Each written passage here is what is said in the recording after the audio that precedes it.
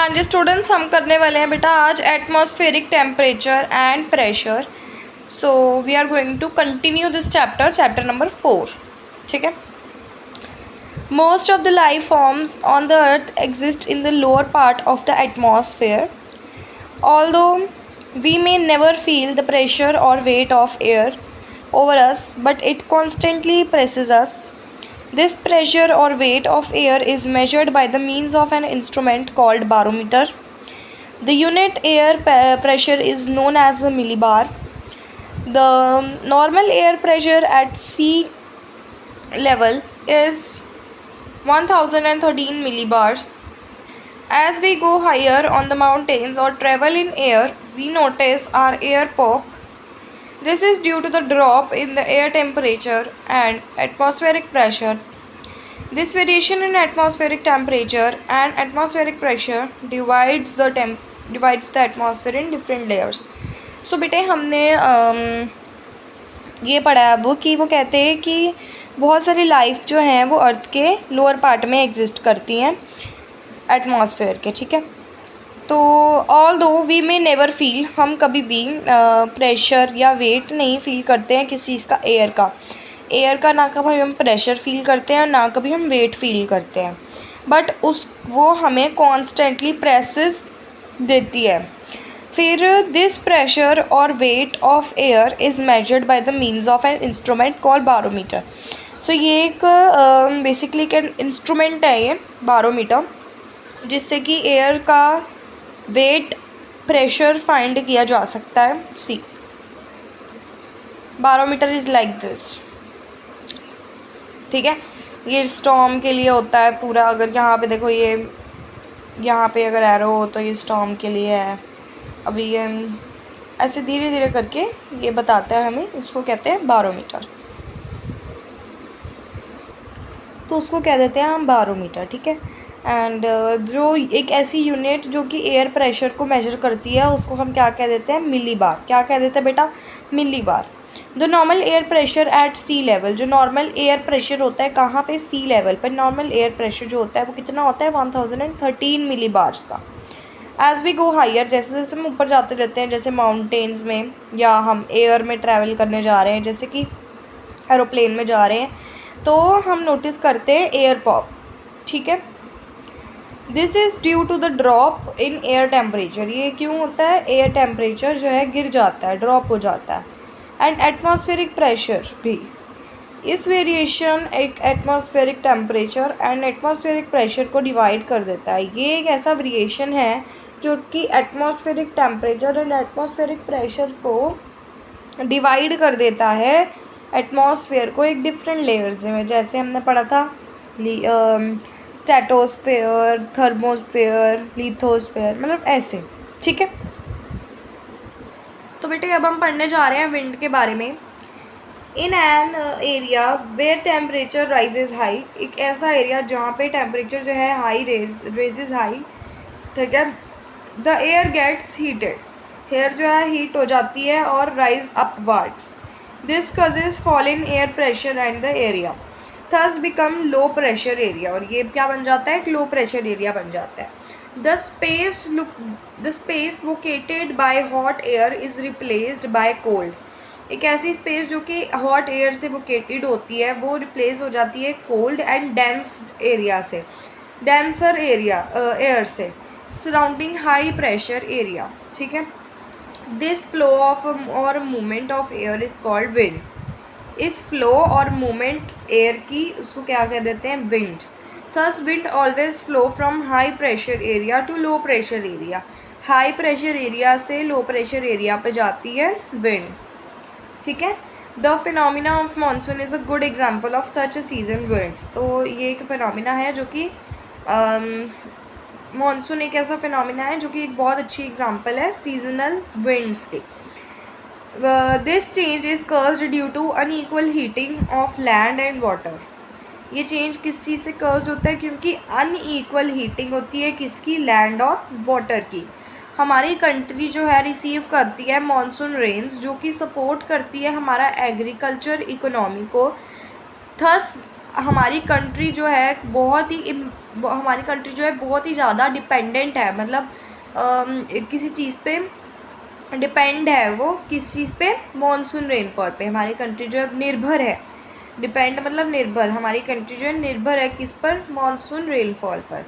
अब आओ बच्चे डू यू नो बॉक्स पढ़ लेते हैं प्लीज़। मैं आपको हमेशा बोलती हूँ कि डू यू नो बॉक्स होते हैं, हर एक डू यू नो बॉक्स बहुत इंपॉर्टेंट होता है, इसलिए प्लीज़ उसको स्टार में ले लिया करो। एंड एग्ज़ाम से पहले जो बच्चे चैप्टर नहीं रीड करके जाते हैं, हमारी वीडियो सुन के जाते हैं, वो डू यू नो बॉक्स को बहुत ध्यान से सुन के जाया करो, इवन खुद भी पढ़ा करो, ठीक है। Atmospheric temperature and pressure are opposite to each other on the earth surface, higher the temperature lower in the air pressure, ठीक है। अब ये जो चीज़ है ना, ये डू यू नो बॉक्स जो है, मैं आपको वैसे तो समझाऊंगी एक पीपीटी जो मैंने पीडीएफ प्रिपेयर किया उसके द्वारा, बट स्टिल थोड़ा सा बता देती हूँ कि एटमॉस्फेरिक टेम्परेचर और प्रेशर जो है ना एक दूसरे के ऑपोजिट होते हैं अर्थ सरफेस पर। हाइयर द टेम्परेचर, अगर टेम्परेचर हाई होता है तो लोअर क्या होता है, एयर प्रेशर। टेम्परेचर हाई तो प्रेशर लो होता है, प्रेशर हाई होता है तो टेम्परेचर लो होता है, ऐसा होता है, ठीक है। तो ये पूरा डू यू नो बॉक्स का ये मीनिंग है। अब हम पढ़ेंगे next topic, that is mechanism of rainfall, ठीक है। As the hot air rises, it reaches high in the atmosphere where it cools down due to the presence of low temperature there. Thus, the water present in the form of water vapor condenses into tiny droplets of water or crystals of ice. As due course of time, these tiny particles join together and form clouds. Due to further cooling, these tiny condensed droplets join and form large droplets in the course of time. These droplets become so heavy that the air cannot hold them, hence they fall down as rainfall or snowfall depending upon the atmospheric temperature of the region. The rainfall is very important to all of us, and as it brings water to the earth, which is essential for the survival of all kinds of life on it. When the rainfall is scarce or very low, it causes drought. On the other hand, excessive rainfall causes floods. तो बेटा एक ये जो है ना, ये आपको analogy based में आ सकता है कि रेनफॉल जो होती है, अगर रेनफॉल ना हो, रेनफॉल का स्कार्स हो, ठीक है, रेनफॉल का स्कार्स हो तो क्या हो जाता है, या बहुत लो, कम हो रेनफॉल या स्कार्स हो, मतलब कम ही हो रेनफॉल की, रेनफॉल ना हो, बारिश ना हो तो ड्रॉट हो जाता है, मतलब सूखा पड़ जाता है। और दूसरे तरफ एक्सेसिव रेनफॉल जो है वो क्या हो जाता है, कर्ज क्या करती है, फ्लड कर्ज करती है, ठीक है। तो अभी हम एक डू यू नो बॉक्स पढ़ने जा रहे हैं, उसको भी स्टार में ले लीजिए। The rainfall can be measured with the help of an instrument called the rain jaws. जो एक रेनफॉल जो है उसको किस तरीके से मेजर कर सकते हैं, किस चीज़ की हेल्प से, एक ऐसे इंस्ट्रूमेंट की हेल्प से जिसको हम कह देते हैं rain jaws. The unit of measuring rainfall is in centimetre and millimetre. Millimetre and centimetre में रेनफॉल की यूनिट को मेजर किया जाता है। ये होता है बेटा रेन जॉज, ठीक है। आजकल तो इलेक्ट्रिक रेन जॉज भी यूज़ किए जाते हैं। तो ये एक डायग्राम टाइप है, तो मैं आपको ये एक्सप्लेन करूँगी, बट एक शॉर्ट चीज़ में एक्सप्लेन करती हूँ, मतलब इजी वे में अपनी ड्राइंग पर। Let me explain you. बेटा प्लीज़ डोंट जज द ड्राइंग, ठीक है, आप अच्छे से समझ सको इसलिए आई एम मेकिंग इट। तो यहाँ पे देखो, दिस इज़ अ सन, ठीक है, वी ऑल नो दिस कि ये सन है, ये क्लाउड्स हैं, ये वाटर हैं जैसे river, ocean, sea, lake, ponds, wells etcetera, and ये प्लांट्स यानी कि ट्रीज़ वगैरह हैं। सो अभी मैं आपको एक चीज़ बता देती हूँ कि ये सन की हीट से जो है वाटर जो है इवेपोरेट होता है। इतना तो पता होगा कि इवेपोरेशन होती है, छोटी क्लासेस में हमने पढ़ा था कि इवेपोरेशन होती है, ठीक है। उसके बाद जब इवेपोरेशन हो जाती है तो हम क्या होता है फिर क्लाउड्स में जो है पानी भरने लग जाता है, क्लाउड्स जो है हैवी हो जाते हैं, क्लाउड्स हैवी हो जाते हैं। जैसे अभी भी इनमें थोड़ी थोड़ी जगह है, बाद में जब बहुत ज़्यादा भर जाता है तो एकदम फुल हो जाते हैं, जब इनको लगता है कि now we can't hold us, है ना, ये मूव नहीं कर पाते हैं या कुछ, ये बहुत भारी भारी इनको लगता है, तो ये क्या करते हैं, क्या करते हैं, प्रेसिपिटेशन करते हैं। ये क्या करते हैं, प्रेसिपिटेशन। तो ये करते हैं बारिश, प्रेसिपिटेशन मतलब बारिश, रेन। ये कर देते हैं क्या, प्रेसिपिटेशन कर देते हैं, बारिश कर देते हैं ये, ठीक है। उसके बाद जब ये बारिश कर देते हैं फिर क्या होता है, प्रेसिपिटेशन से फिर क्या है, पानी चला जाता है इधर, यहाँ से ट्रांसपिरेशन भी होता है,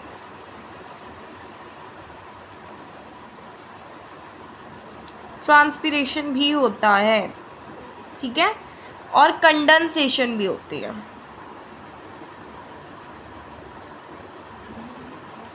आप नॉर्मल ये ड्राइंग भी बना सकते हो। क्वेश्चन नंबर 4 आपको पार्ट ई का क्वेश्चन नंबर 4 में ये ड्रॉ करनी है।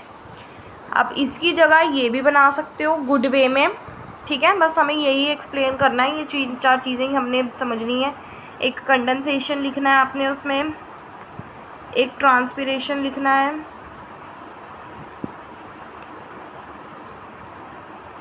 एक प्रेसिपिटेशन लिखना है, और एक इवेपोरेशन लिखना है। 1 2 3 4 5 4 ही हो गए, है ना। तो आपने इसको वैसे ही लिख देना है। ये भी ड्रॉ कर सकते हो इन अ गुड वे, और ये भी कर सकते हो। इसमें कुछ एक्स्ट्रा नॉलेज दी हुई है, बट हमने सिर्फ मैकेनिज़्म, रेनफॉल की मैकेनिज़्म बतानी है, ठीक है। तो चलो अब हम आगे बढ़ते हैं। दैट इज़ हमने ये पढ़ लिया। यहाँ पे ये एनालॉजी बेस्ड में आ सकता है कि स्कार्स होता है, अगर हमारे पास स्कार्स ऑफ रेनफॉल, रेनफॉल की कमी होती है तो क्या होता है बेटे, ड्रॉट आ जाता है। क्या होता है, ड्रॉट। ड्रॉट होता है मतलब सूखा पड़ जाता है पूरा। और अगर बच्चे हमारे पास एक्सेसिव रेनफॉल आती है, बहुत ज़्यादा रेनफॉल हो रही है, रुक नहीं रही बारिश, 1-2 दिन हो गए हैं, हमारे यहाँ पे कभी भी नहीं हुआ ऐसा, ठीक है। एक्सेसिव रेनफॉल आ रही है तो क्या होता है, फ्लड होता है। क्या होता है, फ्लड। फ्लड आने की संभावना होती है। और जब स्कार्स हो जाता है रेनफॉल का तो ड्रॉट हो जाता है। स्कार्स भी आ सकता है आपको, या लो रेनफॉल भी आ सकता है, ठीक है। आई होप क्लियर हुआ होगा, ठीक है बेटे। इज़ इट क्लियर नाउ, ठीक है। सो अब हम आगे बढ़ते हैं। That is monitoring weather conditions. It is important to know that weather refers to the state of atmosphere that includes its temperature, pressure and humidity for a specific place and for a short period of time. Weather may change in different places of the same city or locality. ये बात समझना। सो बेटा अभी मैं आपको weather दिखा देती हूँ on a Google, so see it carefully, wait. So बेटे अभी मैंने लिया है लुधियाना का वेदर, मैं आपको दिखा रही हूँ। ये देखो, तो यहाँ पे रेन लिखी हुई है। सो अब मैं एरिया चूज़ कर देती हूँ कोई और, तो देखते हैं। जैसे मैंने चूज़ कर लिया, वैसे गूगल तो अभी सेम ही वेदर देता है। ये देखो यहाँ पे 8 o'clock तक रेन बताई हुई है। यहाँ मैंने सेलेक्ट किया है दोराहा का वेदर, पंजाब में ही है ये भी। तो अगर मैं दोबारा लुधियाना में पहुँचूँ तो यहाँ 8 o'clock तक बारिश नहीं बताई हुई। तो यहाँ पे वो सिर्फ हमें यही समझाना चाह रहे हैं। वो कहते हैं कि हमारा जो वेदर है वो चेंज हो सकता है डिफरेंट प्लेसेस में, चाहे हम सेम सिटी और सेम लोकेलिटी में क्यों ना हो। समटाइम्स क्या होता है, ट्रैवल करते समय हमारे साथ भी बेसिकली इंसिडेंट हुआ था। जैसे ये एक रोड है, ठीक है, हम यहाँ पे हैं, ठीक है, यहाँ पे बारिश आ रही है, पर हम यहाँ तक पहुँचे हैं तो बारिश नहीं है। पीछे हम देख रहे हैं कि अभी भी बारिश पड़ रही है, बट यहाँ पर बारिश नहीं है। समटाइम्स ऐसे भी हो जाता है, ठीक है। आगे बढ़े अब हम। सो वो कहते हैं on the other hand climate refers to the state of atmospheric condition that includes temperature, rainfall, pressure over a long period of time and covers a large area. That is climate of India is monsoonal. So अब कहते हैं it is very important to us, it is very important for us to know that daily temperature, हमें daily temperature के बारे में पता होना चाहिए। वो भी हर रोज़ हमें चेक करना चाहिए। जैसे मैं अब दिखा देती हूँ आपको डेली टेम्परेचर में हमारा क्या है। तो यहाँ पे देखो हमें प्रेसिपिटेशन भी दी होती है, कितनी बारिश है, विंड भी बताई होती है कितनी होती है, ह्यूमिडिटी भी बताई होती है कितनी होती है, ठीक है। हमने अभी यही पढ़ा कि हमें हर रोज़ चेक करना चाहिए कि क्या वेदर है। ये प्रेसिपिटेशन 40% लिखी है, ह्यूमिडिटी 84% लिखी है, विंड 6 मिलीबार्स लिखी है, ठीक है, मिलीबार्स में भी लिखी है। सो अब देखो अब ध्यान से, वो कहते हैं and pressure conditions of the place where we live. Further, when we travel to any distant place, we should know these variables to prepare ourselves for particular weather condition for our benefit only, ठीक है। The weather reports are daily given in newspaper, radio, televisions, अब तो phone से भी आ गई हैं। It includes all information regarding atmospheric conditions like forecast of temperature, humidity, rainfall, wind velocity, sunrise, sunset, सब बताया होता है। इवन मैं अभी भी आपको अगर वेदर दिखाऊं तो उसमें सनसेट बताया होगा। अभी तो हमें रेनी टाइप लिखा है ना, तो इसमें अभी सन का कोई मतलब नहीं है, तो सन अभी है ही नहीं क्योंकि बाहर, इसलिए यहाँ पे हमें सनसेट गिवन नहीं है। बट अगर मैं कोई सनी डे देखूँ तो वहाँ पे गिवन होता है। नॉट ऑन, हाँ ये देखो सन ढल रहा है ना, सन सेट हो रहा है यहाँ पे, तो ये सनसेट बताया होता है हमको, ठीक है।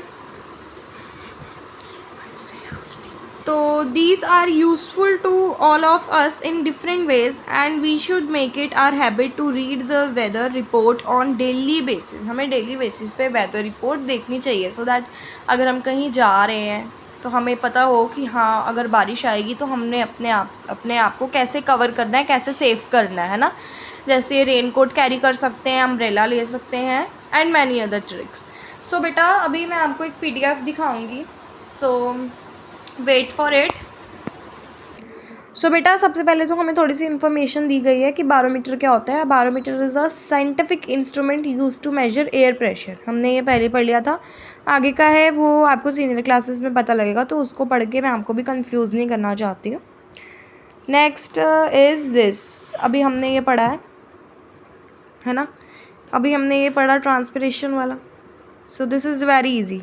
इवेपोरेशन हुई, इवेपोरेशन से कंडेंसेशन हुई, कंडेंसेशन से प्रेसिपिटेशन हुई, और ये ट्रांसपिरेशन तो हो ही रही है, ठीक है।